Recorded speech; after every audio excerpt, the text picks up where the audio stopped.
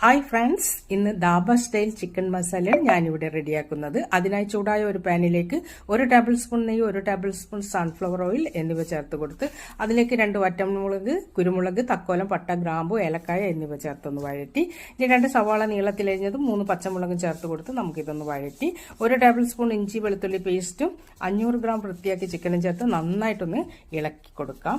5 minute medium ഫ്ലെയിമിൽ അടച്ചു വെച്ച് നമുക്കിത് കുക്ക് ചെയ്യാം. 5 മിനിറ്റിന് ശേഷം 1/2 കപ്പ് തക്കാളി ചെറുതായി അരിഞ്ഞതും ആവശ്യത്തിന് ഉപ്പും 1/4 ടീസ്പൂൺ മഞ്ഞൾപ്പൊടി, 1 ടീസ്പൂൺ മല്ലിപ്പൊടി, 1/2 ടീസ്പൂൺ പെപ്പർ പൗഡർ, 1/2 ടീസ്പൂൺ വലിയ ജീരകം പൊടിച്ചത്, 1 ടേബിൾ സ്പൂൺ കാശ്മീരി മുളക് പൊടി എന്നിവ ചേർത്ത് നന്നായിട്ടൊന്ന് ഇളക്കി കൊടുക്കുക. ശേഷം ലോ ഫ്ലെയിമിൽ 10 മിനിറ്റ് അടച്ചു വെച്ച് നമുക്കിത് വേവിക്കാം. ഇനി 10 മിനിറ്റിന് ശേഷം 4 ടേബിൾ സ്പൂൺ തൈര് ചേർത്ത് ഒന്ന് ഇളക്കി കൊടുക്കുക. വീണ്ടും 5 മിനിറ്റ് അടച്ചു വെച്ച് നമുക്കിത് കുക്ക് ചെയ്യാം. ശേഷം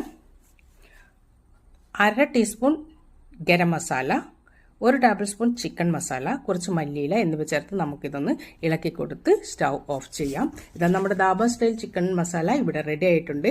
ഇഷ്ടപ്പെട്ടാൽ സബ്സ്ക്രൈബ് ചെയ്ത്